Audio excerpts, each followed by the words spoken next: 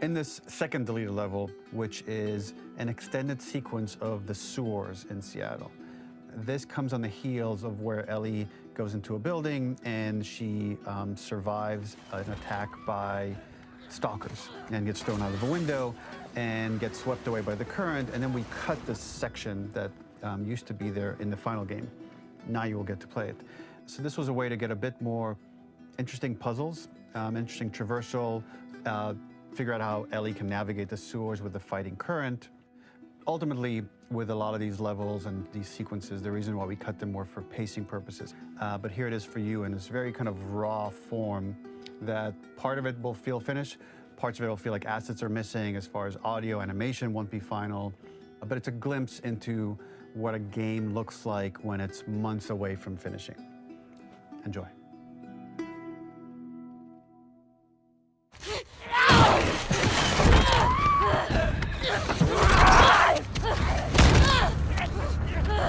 Get off me!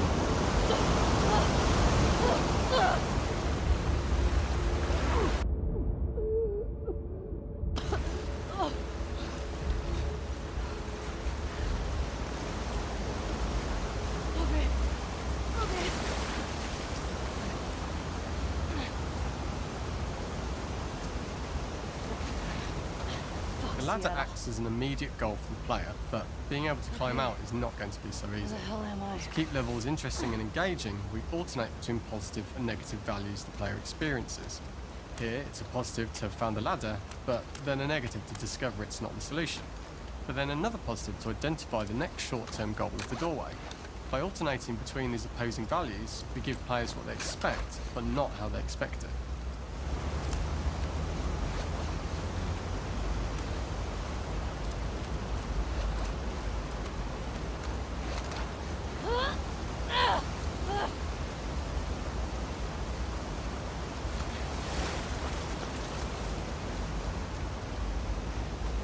This level, internally known as Find Nora, was quite long in duration as we had to make Ellie traverse a far distance to the opposite side of downtown Seattle. The sewer section was originally longer than what we released the game with, approximately 10 minutes more. This was one of the few areas of the game that used water flow as part of a traversal puzzle. The player has to go upstream to use the current to get to the platform to reach the other side. We mostly cut this mechanic game-wide, however it remained in essence in the section swimming to the aquarium as Ellie, when you were avoiding the waves.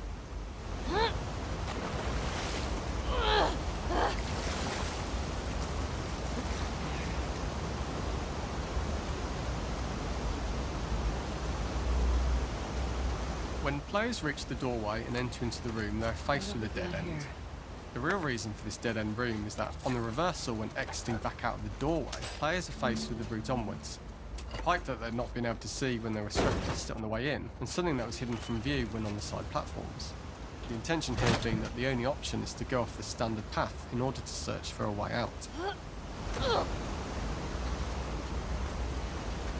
Get me the hell out of here. Throughout the rest of the level, we also used light to indicate to the player that they were heading in the right direction.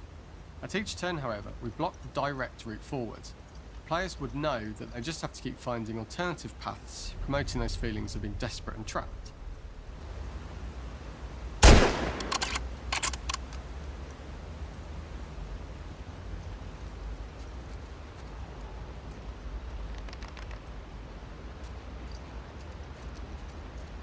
We slowly introduced the player to consider climbing into smaller pipes and crouching in these tight spaces. This is to slowly build up to, and encourage, the player to climb into such a small pipe that they'd have to be crawling on their stomach, which is something that the player previously may not have recognised as a playable space, let alone the desired route they need to take. Up and out. Just keep going We up and added out. a tiny space just to reward the player's exploration with a pickup item. and we made sure it was something that made sense that you'd find in this area. A canister and all the garbage that had been washed into the sewers from the surface.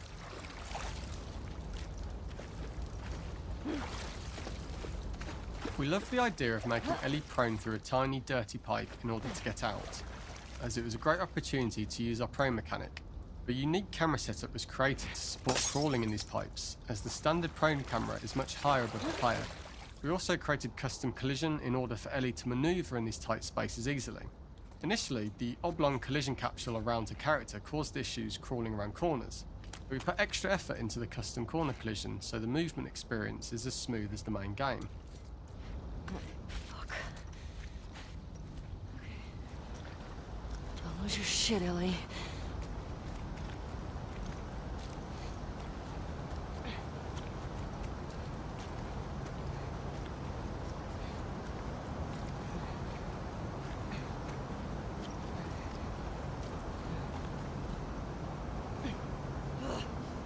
In order for the player to feel cramped, claustrophobic and desperate, we'd been enforcing the traversal mechanics that allow for a tight environment which promote these feelings.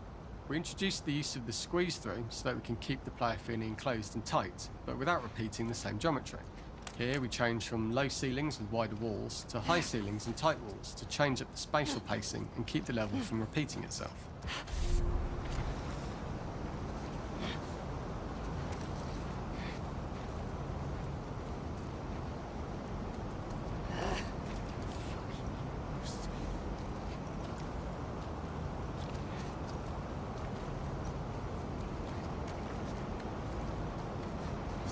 Shitty place to die.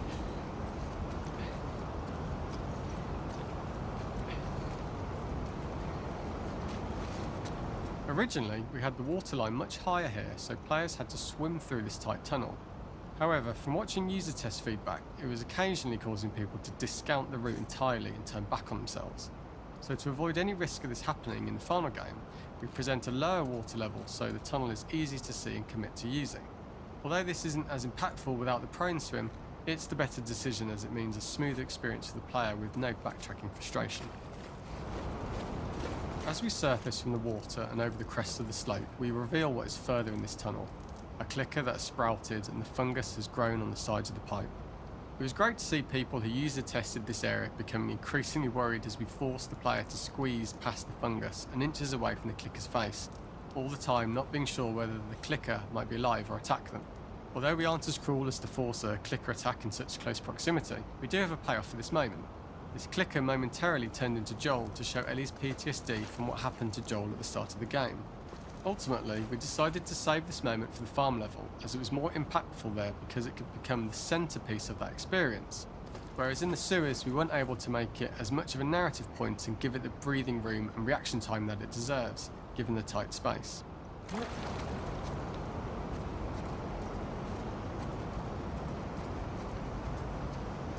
We draw the player towards this pipe, as it's seemingly the route out of the tight space. Fairly soon, it is obvious that this path is blocked.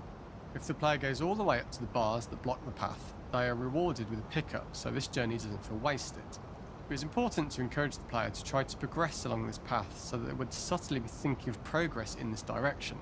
We hint to the player that there is a bigger, new space beyond this pipe by showing the player the waterfall. This helps players consider the other route where they don't know how far the tunnel is or whether they'd make it.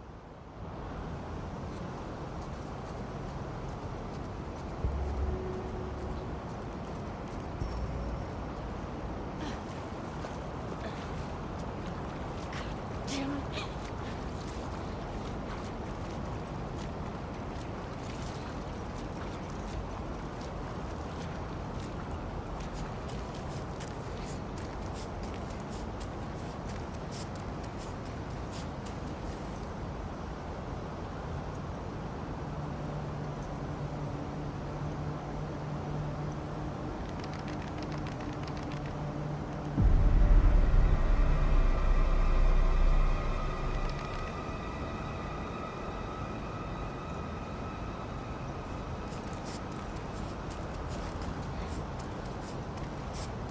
Oh shit!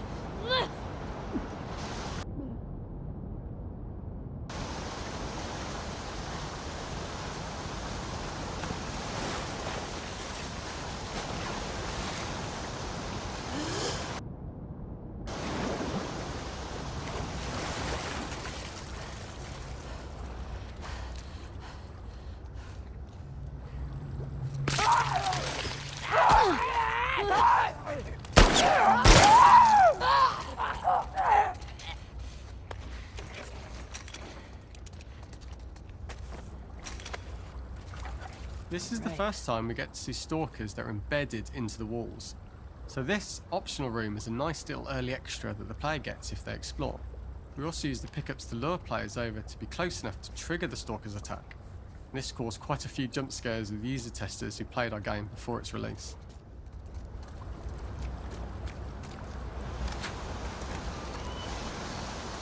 For the final section, we eventually opened you out into a wider area as you traverse through such tight spaces leading up to this. So changing the environmental pacing makes it begin to feel like we're coming to the end of Ellie's ordeal.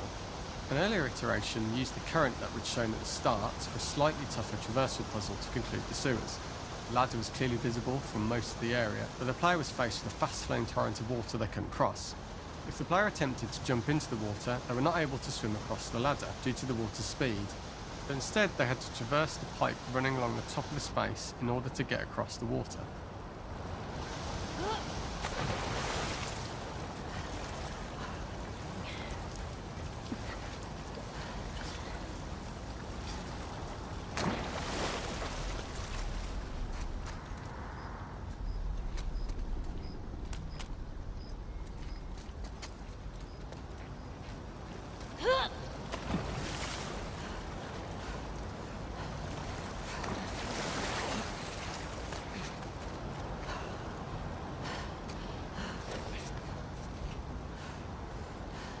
Using this pipe was retained in the iteration we shipped with, as it's the last of the extreme methods Ellie has to undergo in order to escape the sewers, and what she will go through in her pursuit of revenge.